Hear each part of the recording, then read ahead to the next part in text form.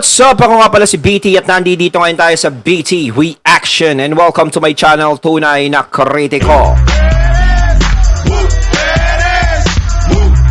Haba. At meron tayong panonooring video ngayon. Ito po ay nagbula kay Balitang Pinoy TV. Sa mga hindi pa po nakakabisita sa channel ni Balitang Pinoy TV, bisita na po kayo mga katunay. At kung hindi pa kayo nakakapag-subscribe, subscribe na din po kayo mga katunay kay Balitang Pinoy TV. At syempre, huwag nyo rin po sana kalimutan na mag-subscribe dito sa channel ko sa Tunay na Kritiko. Sa mga hindi pa nakakapag-subscribe, and click the notification bell para maging updated po kayo sa mga reaction videos na aking ilalabas. At huwag na natin pagtagalin at sabay-sabay na nating panoorin ang laman ng video na hatid sa atin ni Balitang Pinoy TV at bibigyan natin ng reaksyon. Pasok! Narito ang Balitang Pinoy TV. Magandang araw sa ating lahat mga kababayan. Ayon yung matutunghayan nating boses dito, syempre, at bibigyan ng reaksyon. Walang iba kundi si Sir Badong Aratiles. Ayan ha. Bisita na kayo sa channel ni Sir Badong kung di pa kayo nakakabisita at syempre mag-subscribe na din po kayo. Suportahan natin si Sir Badong Aratiles. Kayo ng daigdig naron. Dito na naman tayo sa another episode ng ating vlogs. Pag-uusapan natin ngayon, ito po, no, yung suriin lang natin, no. Parang nagkakabiglaan, no. Mukhang si Senator Amy Marcos lang yung may sense ngayon sa mga Marcos na sagipin yung chance nila na yung political power, no? Pwede ba to na one time man lang? Real talk po. Mukhang yung iba po ay lulan-lula dito sa ginagawa ng kanilang pinsan, no?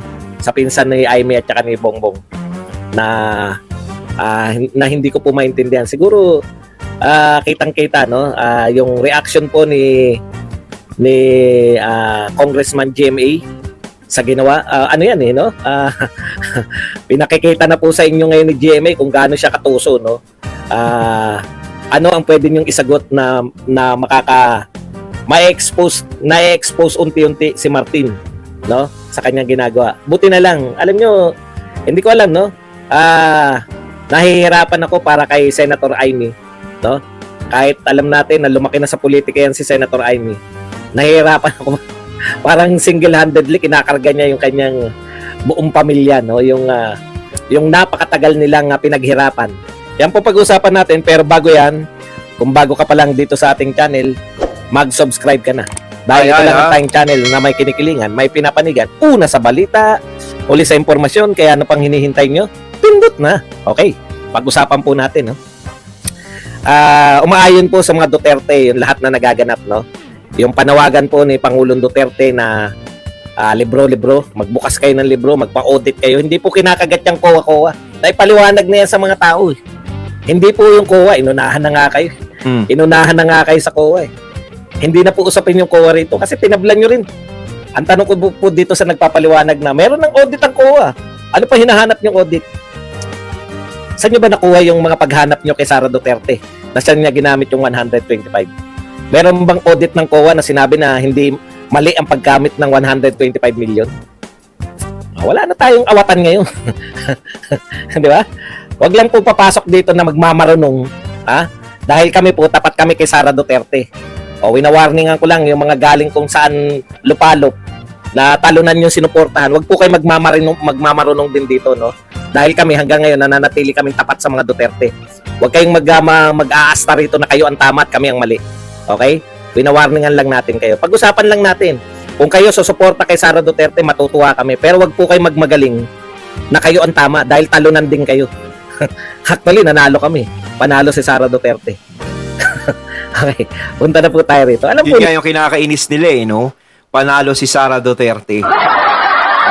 Kaya yan yung mga pilit na hinahanapan siya ng butas. No, alam naman natin, lagi natin tinatalakay dito kung ano talaga yung habol nila, kung bakit talaga na hinahanapan nila ng butas ang isang Sara Duterte, si BP Sara, no? Pero kung wala silang hindi magandang intensyon kay BP Sara, is hindi para pakailaman nila yan o punteryahin ng punteryahin. Isa kasi yan sa tinik sa lalamunan nila no? Pagdating ng eleksyon, alam nila kung ganong kalakas yan, kung gaano kalakas siyang makakalaban nila. At baka mamaya pag tumakbong presidential yan, sa presidential is mag-landslide pa yan. Yun ang nakakatakot sa kanila. Dahil nakita mo naman, halos nung vice president, tinakbo niya, napakataas talaga ng nakuha niya. Although sinasabi ng iba na nasama kasi kay PBBM, kaya ganto, ganyan, hindi rin. Kasi may mga sariling supporter din si BP Sara. Diba? Kumbaga, nagsama lang yung supporter ni PBBM, yung mga Marcos loyalist, at nagsama din yung mga Duterte loyalist, kaya mas lalong lumakas. At nandoon na rin yung mga tao na naniniwala sa kayang gawin ni BP Sara, no? Yung mga bumoto sa kanya. Ngayon is tinatrabaho na ganyan, no, para magkaroon ng kapirasong putik. Kasi yung kapirasong putik na yan, kapag yan tumama sa damit mo, lalawak yan. Dadami yan hanggang sa dumumi na ng dumumi. Pag kinusot mo ng ganyan yan, marurumihan na. Pinatatamaan nila si BP Sara sa ganon. Pero si BP Sara matalino, inuunahan na sila eh. Kasi alam naman talaga kung ano yung gusto nilang mangyari. Ninyo, ito po real talk. Akala nyo, di ba? Gaganyan-ganyan si Gloria, hindi nyo mawawaisan yan. Ngayon, ano lumabas? Napaka-petty ni Romualdez. Kita Diba? mo nga, ang tagal naging presidente ni Gloria, di ba? Oh, kung hindi magaling mag-isip yan, no? Kita mo, no? Bakit? Napababaan niya pa si Erap. Oh, Tignan nyo po yung sinabi ni Gloria Macapagal. Hindi naman niya kayang sagutin to. Hindi nga. Pero ako, correction lang, hindi ako fans ni Gloria Macapagal. Medyo ako kasi, hindi ako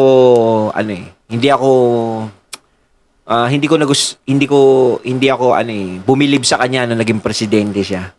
Diba? Hindi ako bumilib talaga. Bagay ito, kung napapag-usapan si Gloria, okay lang, syempre. Si Gloria, syempre, nakakampi din siguro dito kay BP Sara. Syempre, alam naman niya na malakas si BP Sara. Kahit bali-balik ta rin mo mundo. Oh, syempre, alam mo ba kung saan kakakampi? Syempre, doon na sa malakas. Kahit minsan, kung ayaw mong kumampi sa kanya, minsan mapapakampi ka na eh. Kaya nga yung sinasabi ko na bumibira kay BP Sara, malaman nila yung 2028, malapit na, tapos si BP Sara is nangingibabaw talaga. Oh, naku, magbabalik ta. Kahit ayaw nila, talagang sasama sila dyan kay BP Sara. Titindig ako. Titindig ako. Papayo ako. Papayo ako. Titindig ako. Hindi ako makatayo na maayos. Okay, wala pong COA yun. Wala pong COA, hindi po sinabi ng COA na may katiwalian doon sa paggamit ni Sara Duterte ng confidential fund. Kaya nga ang banat lang nila, ginastos mo ng 11 araw. Pag kayo binalikan, sinasabi, asan yung libro nyo? Libro hinahanap, hindi po yung COA report. Yun nga ang binibintang sa inyo eh. Tinatanggap ng COA kahit certification eh. Hindi ba? Tapos ibibigay nyo sa amin. Na-audit na yun ako, hindi yan yung sinasabi ni Pangulo. Una, yun po, no? Kaya umaayon sa mga Duterte. O ngayon, nagkaroon ng ideya ngayon. Yung mga tao, ay ganyan pala. Sa rules pala nila, pag may pirma na sila certification, okay na. Pasado na sa COA. Yung po rules nila. Yung COA naman po, umaayon lang yan sa rules eh. Ang hamon po sa inyo, buksan nyo. Wala na to, no? Todohan na to, expose na natin yung dapat expose. Okay, punta po tayo rito sa yung kay pagtanggal niya kay nakita niyo ko po kung gaano po kahusay na leader tong leader ninyo. Kinikilalang leader nyo, kayong mga loyalist vloggers. Si Tambian leader nyo. Eto, pakinggan nyo. Paano sasagutin to ni Martin Romualdez? Sabi ni Gloria Macapagal, tinanggalan po, no? Napaka-petty. Ang sabi ni Gloria Macapagal, there is always intrigue in politics, no? Lagi pong may intriga sa politika. Often petty. Karamihan mababaw. Ang politics ngayon para ng showbiz yan. Wala nang pinagkaiba sa showbiz. Di ba? Kahit naman saan ngayon no? Lahat may intriga. Maraming intriga, karamihan mababaw. Di ba? Katulad nung 11 days. Ginastos 11 days. Intriga yan na napakababaw. Mamaya na pag 1,000 na, tsaka mo dayuin doon, Caitlyn. Sabihin mo pag 1,000 na tayo. Okay. If some intriguers were able to convince Speaker Romualdez, kung ang mga intrigero ay nakumbinsi si Speaker Romualdez of the falsehood that I do not support his leadership in the House, kung ang mga intrigero ay napaniwala si Speaker Romualdez ng mga kasinungalingan na hindi ko na siya sinusuportahan, then there is nothing I can do. Wala na akong magagawa.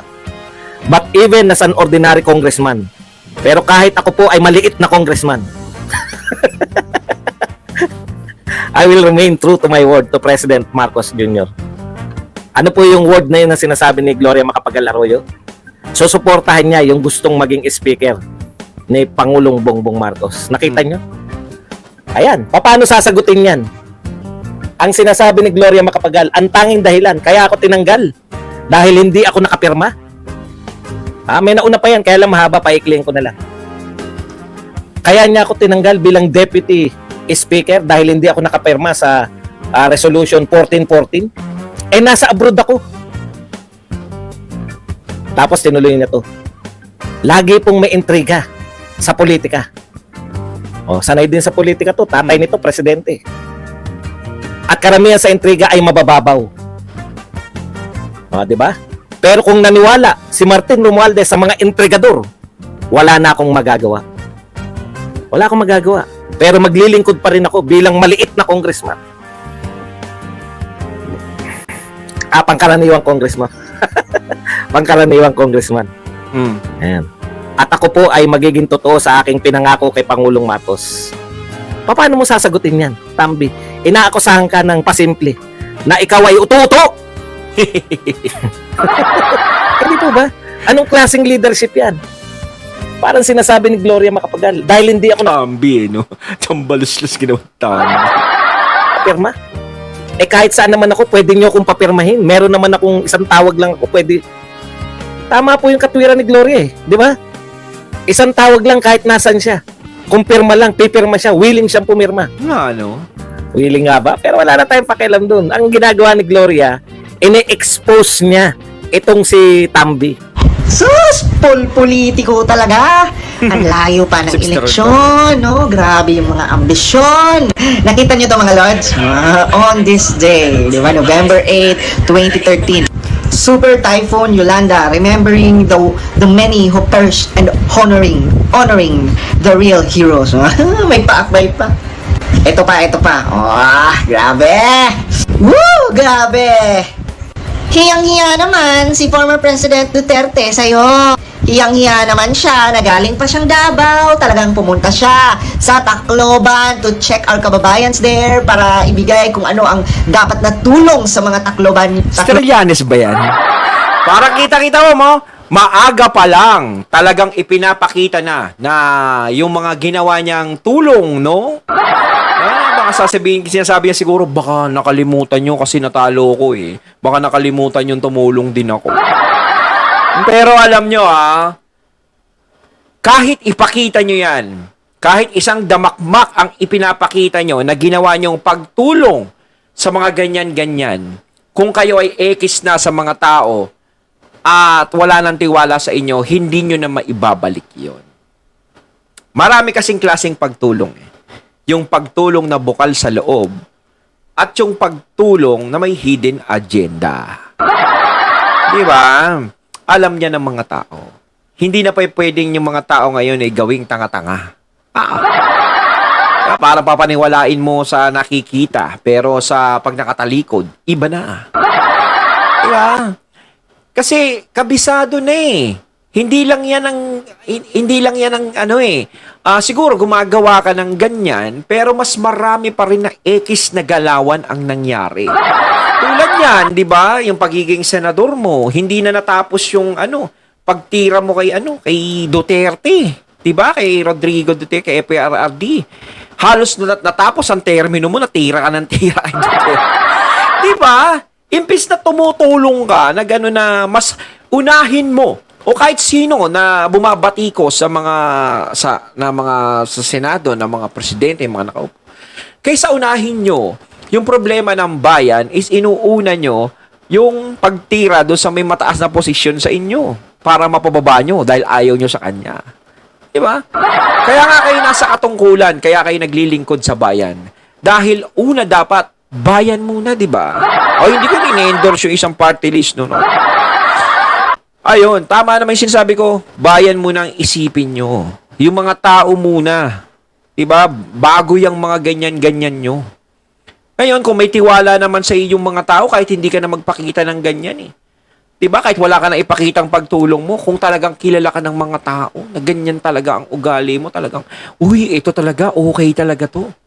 No, iboto natin to kasi, minsan pa nga, mas bumibilib pa nga yung mga tao sa'yo kung tumutulong ka ng hindi nila alam. Yung mga nagpapatunay na lang na ginagawa mo yung pagtulong mo is yung mga nakasaksi o yung mga tinulungan mo, sila ang lalabas. Nang hindi mo pinapalabas, ha?